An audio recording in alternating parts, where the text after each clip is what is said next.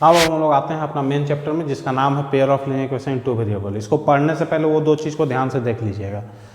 ये कैसा होगा, चैप्टर का नाम ही देखिए ध्यान से, क्या है, linear equation in two variable है।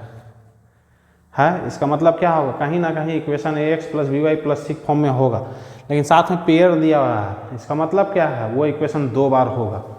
तो देखिए ध्यान से लिखते हैं, equation of the form a1x plus b1y plus c1 is equal to 0, a2x plus b2y plus c2 is equal to 0, उसी तरह का है। एक को हटा दीजिए, क्या आ जाएगा, लीनियर इक्वेशन टू वेरिएबल के फॉर्म में।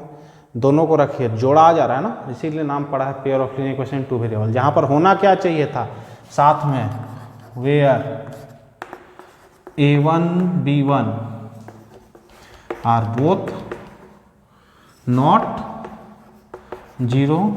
इसको कैसे लिखे थे सिंबॉलिक फॉर्म में, a1 square plus b1 square not equal to 0। साथ में क्या होना चाहिए था, a2 b2, नीचे में भी वही होना चाहिए था, आर बोथ नॉट 0। क्या होना चाहिए था, a2 square plus b2 square not equal to 0। और क्या होना चाहिए था, a1 b1 c1 a2 b2 c2 are real number. Clear है। पीछे का रिवीजन अगर पीछे का बढ़िया से पढ़े होंगे तो आपको तुरंत समझ में आया होगा। पेयर वर्ड लगा हुआ है, मतलब यही वाला इक्वेशन दो तरह का है ना। लीनियर इक्वेशन टू वेरिएबल का इक्वेशन कितना बार, दो बार। तो दो बार तो सेम चीज़ नहीं लिख देंगे, अलग अलग रहेगा ना कोफिशिएंट। इसलिए एक को a1 b1 c1 से रिप्रेजेंट किए, एक को a2 b2 c2 से रिप्रेजेंट किए। क्लियर है। अब इसके बाद हम लोग क्या देखें तो वहाँ पर, इसके बाद हम लोग देखें तो वहाँ पर सॉल्यूशन, उसके बाद ज्योमेट्रिकल मीनिंग। क्लियर है। पहले यहाँ ज्योमेट्रिकल मीनिंग को डिस्कस करते हैं। ये क्या रिप्रेजेंट करेगा, एक स्ट्रेट लाइन। ये क्या रिप्रेजेंट करेगा, एक straight line.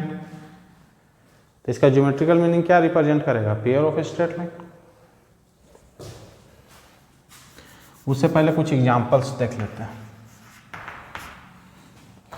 2x plus 3y is equal to 5, x plus y is equal to 7। ये दोनों साथ में बोलेंगे pair of linear equation two variable. x minus y is equal to 7, x plus y is equal to 5। ये दोनों को साथ में बोलेंगे pair of linear equation two variable. Clear है। 2x plus 3y is equal to 2, x is equal to 5। ये दोनों को साथ में बोलेंगे pair of linear equation two variable. Clear है। यहाँ तक देख लिए एग्जाम्पल्स। इसका सॉल्यूशन से पहले इसका ज्योमेट्रिकल मीनिंग देखते हैं हम लोग। ज्योमेट्रिकल मीनिंग देखिए, पहले आप देखे होंगे तो आप पहले हम देखे हैं कि क्या, ये लीनियर इक्वेशन टू वेरिएबल, नीचे भी लीनियर इक्वेशन टू वेरिएबल। इसका ज्योमेट्रिकल मीनिंग ऊपर वाला का क्या होगा, एक स्ट्रेट लाइन, नीचे वाला का दूसरा स्ट्रेट लाइन। इसका मतलब यहाँ पर हमको क्या मिल रहा है, दो स्ट्रेट लाइन। यही ना मिल रहा है, यही ना मिल रहा है। हम लोग के पास दो स्ट्रेट लाइन, यही ना मिल रहा है। दैट इज हम लोग के पास क्या आ रहा है, पेयर ऑफ स्ट्रेट लाइन। ये है क्या, ज्योमेट्रिकल कॉन्सेप्ट। ज्योमेट्रिकल मीनिंग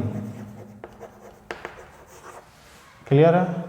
ये एक स्ट्रेट लाइन, दूसरा स्ट्रेट लाइन। सर आप डायग्राम ऐसे क्यों बनाए, दो स्ट्रेट लाइन हवा में कैसा हो सकता है, दो स्ट्रेट लाइन हवा में कैसा हो सकता है, या तो इंटरसेक्ट करेगा है ना, या क्या होगा, एक के ऊपर एक रहेगा। ठीक है। या फिर क्या रहेगा, तीनों, दोनों पैरेलल होगा। तीनों निकल जाता है वर्ड, दोनों पैरेलल होगा। ठीक है। इसको क्या बोल रहे हैं, दैट इज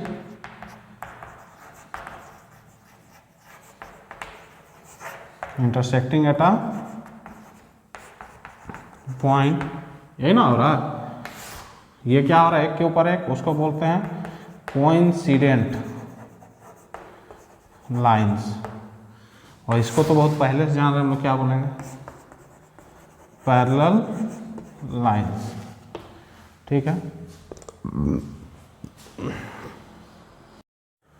अब देखिए हम लोग क्या देखे थे, हवा में दो लाइन कितना हो सकता है, या तो इंटरसेक्टिंग हो सकता है, या तो कोइंसिडेंट लाइन हो सकता है, या तो पैरेलल हो सकता है। सर सॉल्यूशन का बात नहीं कर रहे हैं, सॉल्यूशन यहीं से हम लोग रिलेट करेंगे। ठीक है, सॉल्यूशन यहीं से रिलेट करेंगे।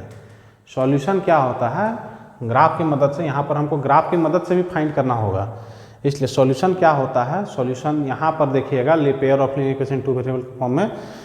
सॉल्यूशन उस पॉइंट को बोलते हैं जहाँ पर दोनों लाइन इंटरसेक्ट करता है, कॉमन पॉइंट जो दोनों इक्वेशन को सेटिस्फाई करता है, उसी को बोलेंगे सॉल्यूशन। तो जो इस लाइन को भी सेटिस्फाई करे, इस लाइन को भी, कौन सा पॉइंट है, बीच वाला है। जो इस लाइन को भी सेटिस्फाई करे और छोटा वाला लाइन को भी करे, कौन सा है, बीच वाला पॉइंट, बीच वाला जितना पॉइंट है। और इस लाइन को भी सेटिस्फाई करे, इस लाइन को भी, तो यहाँ क्या है, कोई दोनों कॉमन पॉइंट नहीं है, सॉल्यूशन। तो ग्राफ की मदद से सॉल्यूशन को समझेंगे।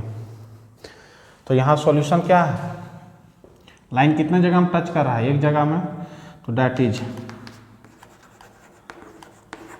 Unique solution. यहाँ लाइन कितना जगह में टच कर रहा है, तो sir infinite number of points है, तो सॉल्यूशन क्या हो जाएगा यहाँ, इन्फिनाइट। यहाँ पर क्या हो रहा है सर, एक भी जगह टच नहीं कर रहा है, तो सॉल्यूशन क्या हो जाएगा, नो सॉल्यूशन। क्लियर है यहाँ तक। अब हम लोग ग्राफ से समझते हैं, मतलब इक्वेशन दे देंगे, उसके बाद ग्राफ देंगे, उसके बाद समझ में आएगा। बस कॉन्सेप्ट यही है कि लाइन जितना जगह टच करे उतना सॉल्यूशन होता है। लाइन कितना जगह टच कर रहा है, एक जगह एक सॉल्यूशन। लाइन कितना जगह टच कर रहा है, इन्फिनाइट जगह, इन्फिनाइट सॉल्यूशन। लाइन कितना जगह टच कर रहा है, एक भी जगह, नो सॉल्यूशन। ठीक है,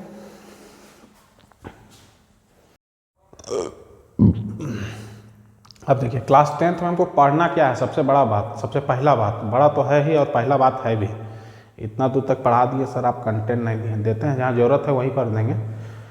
तो पढ़ना क्या क्या है, सबसे पहला बात सॉल्यूशन, मात्र सॉल्यूशन पढ़ना है, एक ही चीज पढ़ना है सर। हाँ, मेथड अलग अलग है, ग्राफिकल मेथड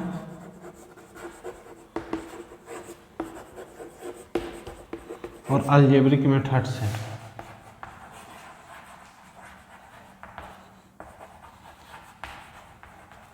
नाम से ही लग रहा होगा ग्राफिकल मेथड मतलब क्या, ग्राफ की मदद से, मतलब हमको ग्राफ बना के देखना है, लाइन ऐसे बन रहा है, ऐसे बन रहा है कि ऐसे बन रहा है।